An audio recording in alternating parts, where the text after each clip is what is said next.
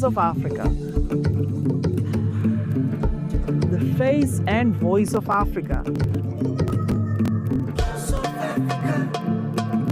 The story of resurgent and burgeoning Africa is here, only on the Pulse of Africa channel.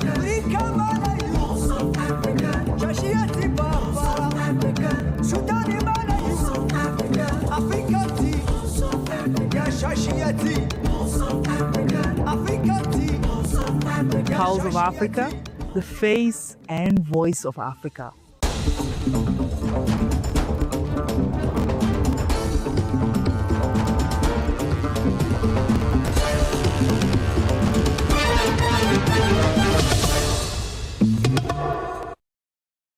Hello and welcome. You're watching Pulse of Africa News. I'm Ada Masai. Stay tuned. Let's head straight to Zimbabwe. Zimbabwe aims to accelerate its digital transformation through international partnerships. Minister of Information, Postal and Courier Services, Tatenda Mavetra, met Australian Ambassador Minoli Pereira to explore bilateral cooperation in information and communication technologies. The discussions focused on Zimbabwe's upcoming National Artificial Intelligence Strategy, slated for launch by President Emmerson Mnangagwa in March 2026. The roadmap will define the country's priorities for digital innovation, public service modernization, and the development of technology skills. Official data show ICT investments in Zimbabwe rose 14.5% recently, supported by improved connectivity. Mobile penetration now stands at 103%, and internet access reached 83%, reflecting expanding access to digital services. Mavetra said the government views AI as a lever to create high-skilled jobs and strengthen our regional technology position, noting that more than 60% of Zimbabwe's population is under 25 years old. Australia expressed willingness to provide technical support and expertise. Proposed cooperation may include training programs, skills transfer, AI governance, and support for local startups. Through this partnership, Zimbabwe hopes to structure a digital ecosystem capable of driving economic diversification and sustainable development, leveraging AI as a strategic national asset.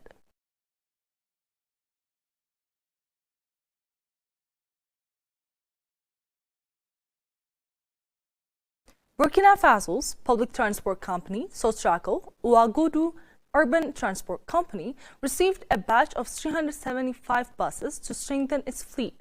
The investment, carried out under the Greater Ouaga Urban Mobility Project and the Presidential Initiative for Quality Education, aims to improve mobility across the country, according to the government.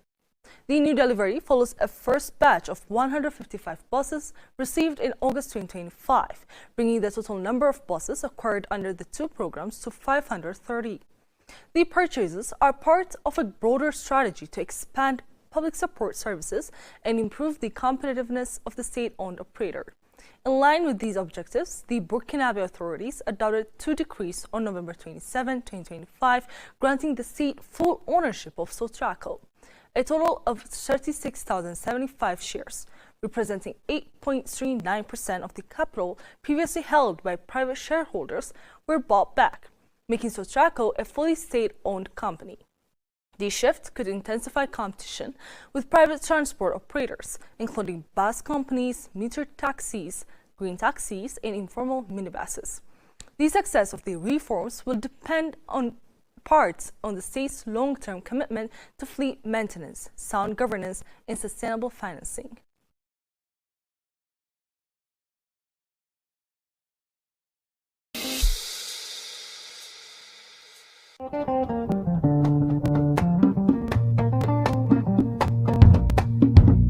Ethiopia's green legacy initiatives are restoring urban parks and expanding green spaces across our cities. Green spaces protect the environment and strengthen healthy, resilient communities.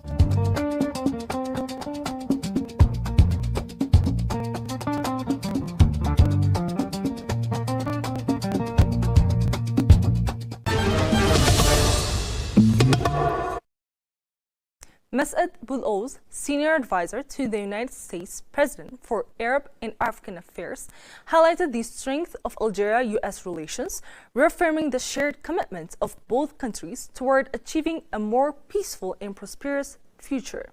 In a statement to the press following his meeting with the President of the Republic, Abdelmajid Tebboune, at the presidential palace, Boulos stated, "I reaffirmed with the President our joint commitment to fostering cooperation, especially regarding peace building and addressing regional security concerns." The U.S. official emphasized the great potential for expanding trade relations between the two countries, building on the solid foundations of their economic cooperation. He noted that during his visit, he also met with Minister of State and Foreign Minister Ahmed Attaf to discuss joint efforts to support peace and stability, including in the Sahel region. Furthermore, Boulos met with Minister of State and Energy Minister Mohamed Arkab to explore new horizons for trade partnerships and examine ways the two countries can work together for mutual benefit. The senior advisor concluded by stressing the visit reinforced his confidence in the strength of Algeria-US relations and our joint commitment to achieving a more peaceful and prosperous future for both our countries and the region.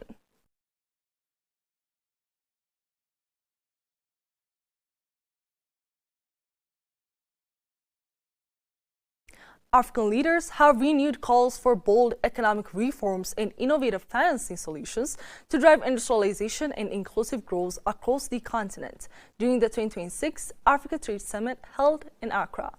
Ghanaian President John Dramani Mahama described the summit as a critical platform for frank discussions on Africa's development trajectory, stressing that political independence must be matched by tangible economic transformation. Addressing delegates, the president underscored that political freedom without economic progress remains incomplete, noting that sustainable development can only be achieved when reforms directly improve livelihoods and guarantee the safety and well-being of African citizens. He highlighted industrialization as a central pillar of Africa's future, while acknowledging the significant financing challenges it faces. Industrial development, he said, is inherently capital intensive, yet access to long-term affordable finance remains limited, particularly for small and medium-sized enterprises, which employ the majority of Africa's industrial workforce. To bridge this gap, African governments were urged to rethink how domestic capital is mobilized and deployed. The president called for the strategic rechanneling of pension funds, insurance assets, and sovereign wealth funds, collectively managing hundreds of billions of dollars into productive sectors of the economy. He pointed to instruments such as industrial bonds, infrastructure funds, and diaspora financing as viable pathways to unlock patient capital, strengthen local industries, and accelerate Africa's economic transformation. The discussions in Accra reinforced a growing consensus among African leaders that achieving the continent's development ambitions will require not only political commitment, but also decisive financial reforms to mobilize Africa's own resources in support of trade, industry, and long-term growth.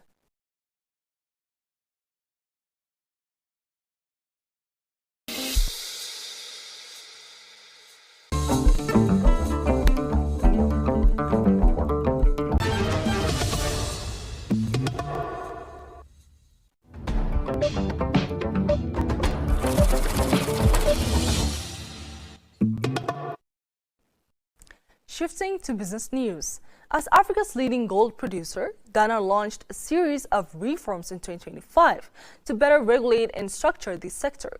The effort is being driven in particular by the state-run Ghana Gold Board, whose early results in formalizing artisanal gold trade appear encouraging. Ghana's export revenues rose to $31.1 billion in 2025 from $19.1 billion in 2024, according to data released by the Central Bank on Tuesday, January 27. Gold generated $20.9 billion of that total, confirming its position as the West African nation's leading export, far ahead of cacao and oil. During the past financial year, gold export earnings almost doubled from $10.3 billion a year earlier. That puts the metal's revenues at nearly 5 times those of cacao, which brought in $3.8 billion despite also roughly doubling year on year. Oil exports lagged behind, earning just $2.6 billion. Other exports accounted for an additional $3.6 billion over the period. The figures underline gold's dominant role in Ghana's export earnings, as the country also maintained a trade surplus.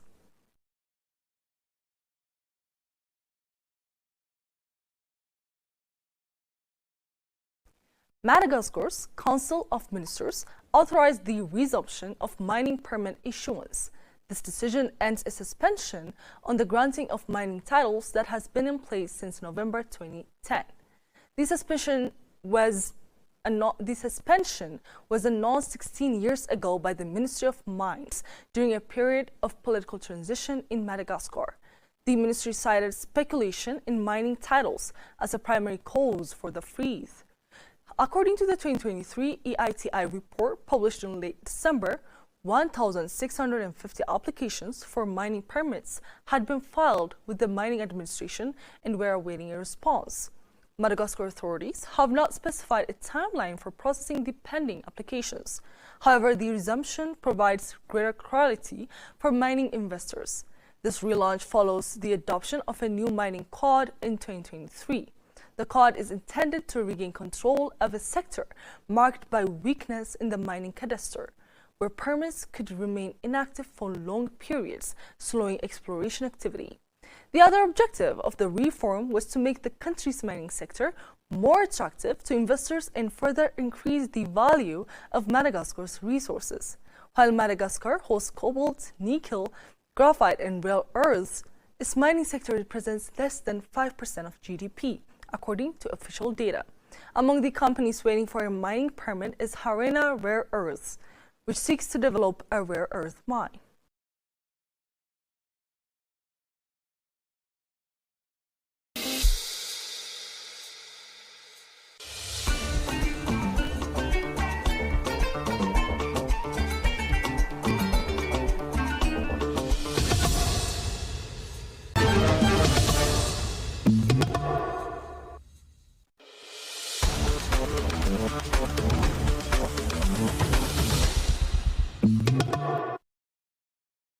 Finally, sport news. Spanish club Rayo Vallecano has explained why it did not publicly honor its midfielder, Pathé Ciss, following Senegal's Africa Cup of Nations triumph. The club faced criticism from some supporters after failing to recognize Ciss, who played a key role in Senegal's title-winning campaign that ended with victory over Morocco in the last Sunday's final. Reports in the Spanish media indicated that the Senegalese midfielder shared a post on X from a fan questioning the club's decision. In a statement issued on Sunday, Rayo Vallecano said the absence of a tribute was due to national mourning in Spain after 2 fatal train accidents last week. The club noted that it would have been inappropriate to hold any form of celebration during such a period. According to Rayo, players wore black armbands and observed a minute's silence before their 3-1 home defeat to Osasuna in La Liga as a mark of respect for the victims. The club added that Ciss would receive quote-unquote well-deserved recognition before Rayo's home league fixture against Oviedo on February 7. A minute of silence was observed before kickoff at all Spanish league matches played over the weekend.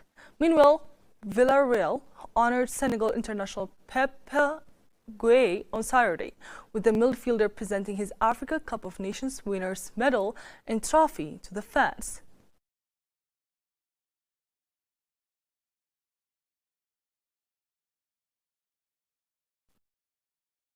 This concludes our coverage for the hour. Thanks for being with us. Goodbye for now.